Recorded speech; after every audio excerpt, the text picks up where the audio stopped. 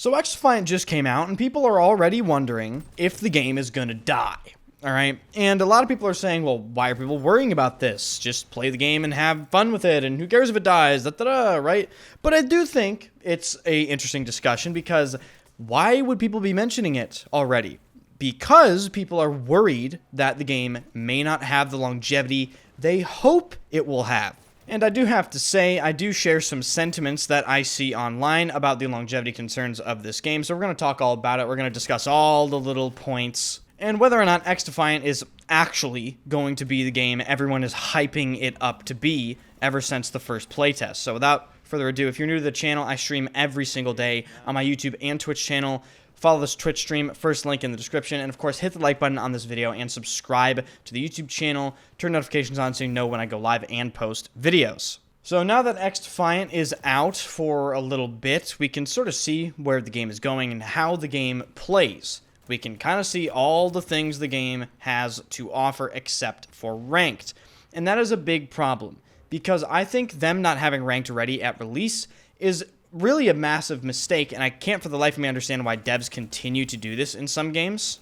Because the fact of the matter is, XDefiant really only has its gameplay to rely on to keep people around. And in my opinion, you can't really just rely on a 6v6 multiplayer video game with nothing at stake to survive in this FPS era in 2024.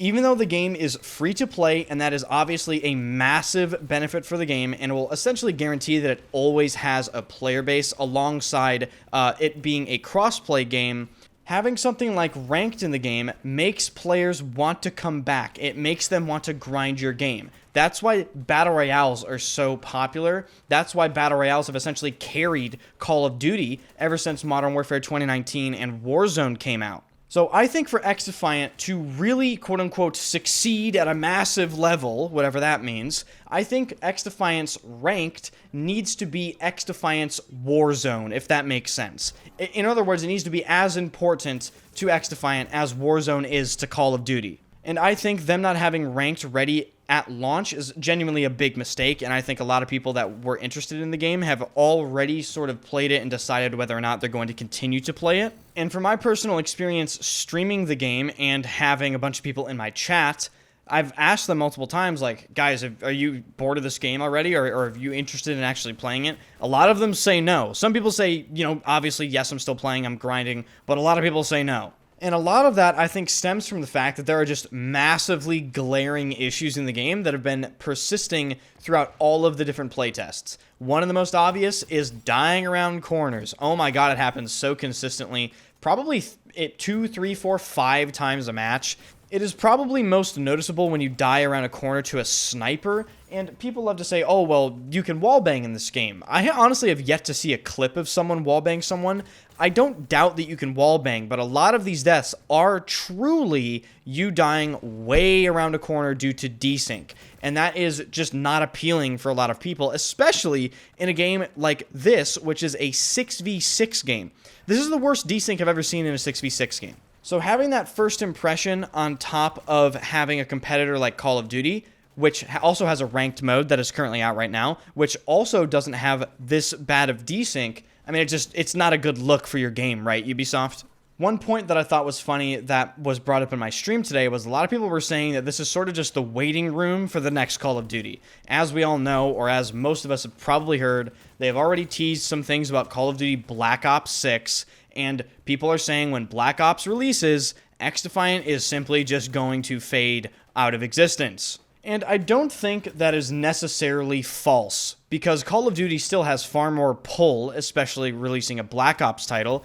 Regardless of your opinion of modern Call of Duty, the game is just massive and there's nothing we can do about it. So that will inevitably pull players away from XDefiant.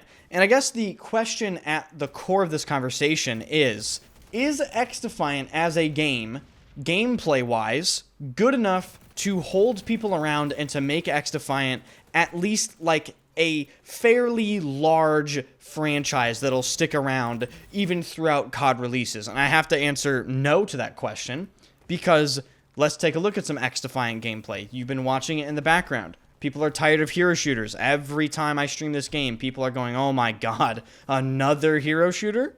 And I share that sentiment with them. And on top of that, XDefiant's abilities are really, really potent. The healing is super strong on the heal character. The wall hacks in this game on the, the stealth characters are just unbelievably strong. It's probably the strongest wall hack ability I've ever seen, especially in a 6v6 game. Then the cleaners, their bullets set you on fire. They have an ability that instantly kills you in close quarters that essentially has zero counterplay.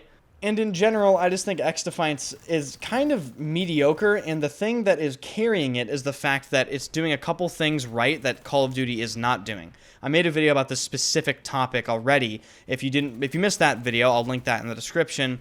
But XDefiant, I think, largely is getting hype because it has input-based matchmaking, and it doesn't have skill-based matchmaking. I think if they didn't do that, this game would have just absolutely zero chance. And of course, the fact that XDefiant is free to play. So those three things combine together to form a fairly potent level of interest, at least at the surface level. The question is, will the game actually be able to retain people? Unfortunately, we don't have access, as far as I'm aware, to XDefiant's current player count, but you can kind of use content interest to gauge general interest. It's obviously not 100%, but obviously when a game releases, the numbers are going to be much bigger, more people are going to watch it, and then it'll die down. That's completely natural.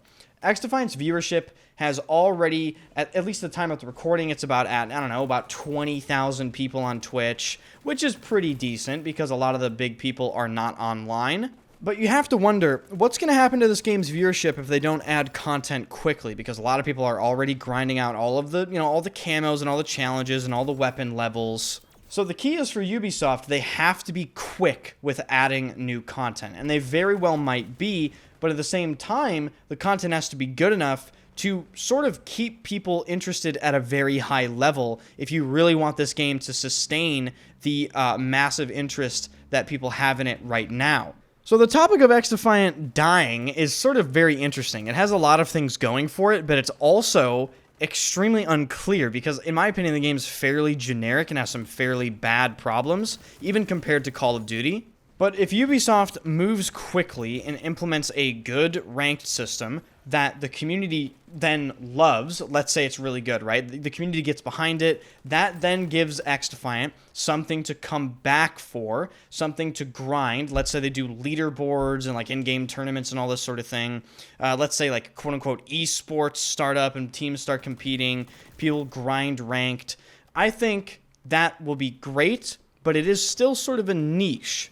My prediction for whether or not this game will die is sort of unclear again. I think it'll fade out pretty heavily. I think it's fairly obvious. I don't think this game is good enough, in my opinion, to really captivate people, and I just don't have confidence in Ubisoft, to be completely honest with you. They've had so much time to grind all these issues out, and they just haven't, and I don't see them doing it after launch.